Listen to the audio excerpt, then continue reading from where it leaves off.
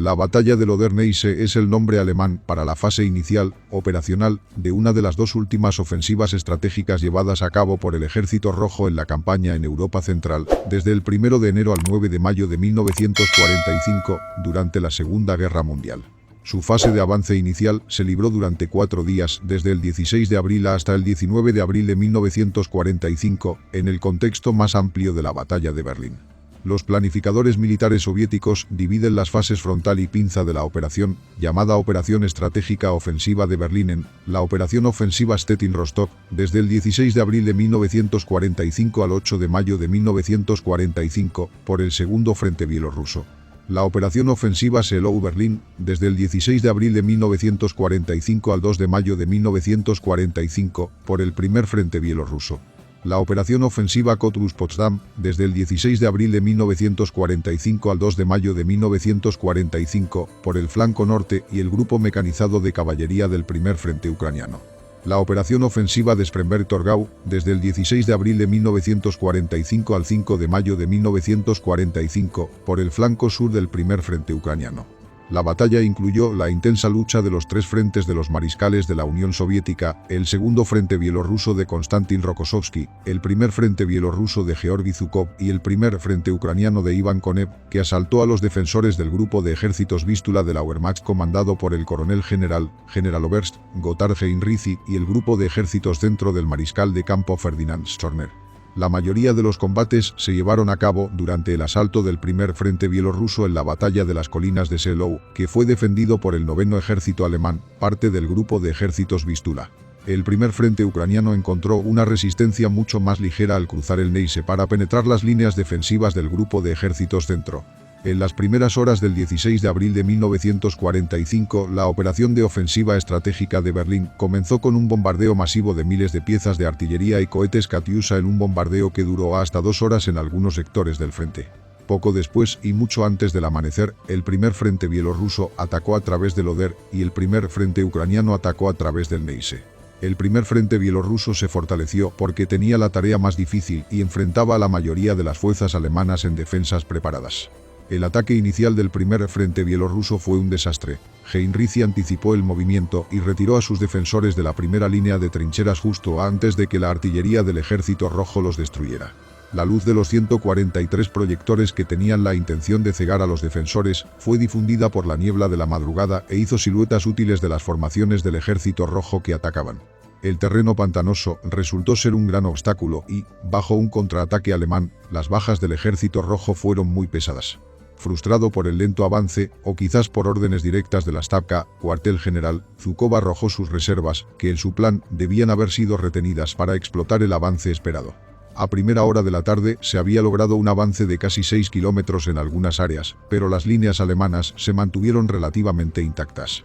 Zhukov se vio obligado a informar que la ofensiva no iba como estaba planeado. Stalin, para estimular a Zhukov, le dijo que le daría permiso a Konev para conducir sus ejércitos de tanques hacia Berlín desde el sur. La táctica del Ejército Rojo de usar una concentración densa de potencia de fuego proporcionaba los resultados habituales. Al anochecer del 17 de abril, el frente alemán antes de Zhukov permanecía intacto. El 18 de abril los 2 frentes soviéticos hicieron un progreso constante. Al caer la noche, el Primer Frente Bielorruso había alcanzado la tercera y última línea de defensa alemana. El cuarto día de la batalla, el 19 de abril, el Primer Frente Bielorruso rompió la línea de defensa final. Los restos del 9º Ejército del general Theodor Busse, que había ocupado las alturas, y el flanco norte restante del 4º Ejército Panzer, estaban en peligro de ser envueltos por elementos del Primer Frente Ucraniano. Mientras el Primer Frente Bielorruso rodeaba Berlín, el Primer Frente Ucraniano comenzó la batalla por la propia ciudad. El Segundo Frente Bielorruso de Rokossovski comenzó su ofensiva hacia el norte de Berlín. El 20 de abril, entre Stettin y Schwedt, el Segundo Frente Bielorruso de Rokossovski atacó el flanco norte del Grupo de Ejércitos Vístula, en poder del Tercer Ejército Panzer. Para el 22 de abril el Segundo Frente Bielorruso había establecido una cabeza de puente en la orilla oeste del Oder, con más de 15 kilómetros de profundidad, y estaba fuertemente comprometido con el Tercer Ejército Panzer. En el sur el ataque del Primer Frente Ucraniano se mantuvo en línea con el plan porque el Grupo de Ejércitos Centro, bajo el mando del general Ferdinand Schorner, no estaba proporcionando tanta oposición como la que enfrentaban las tropas de Zhukov. El cuarto ejército Panzer en el flanco norte de su formación estaba cayendo bajo el peso del ataque del primer frente ucraniano. Dos divisiones Panzer en el flanco sur se mantuvieron en reserva para una posible necesidad en el frente del grupo de ejércitos dentro y no estaban disponibles para apuntalar el cuarto ejército Panzer.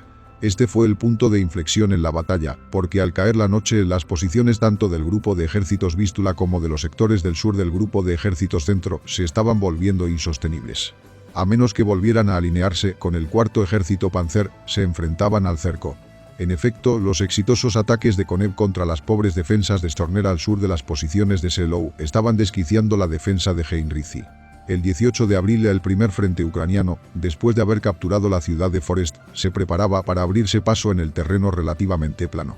Elementos de la tercera guardia, los tercero y cuarto ejércitos de tanques, del grupo mecanizado de caballería del frente, habiendo explotado la brecha en el frente del sector del cuarto ejército Panzer, giraron hacia el norte entre Seida y Jüterbog, reuniéndose con el primer frente bielorruso al oeste de Berlín.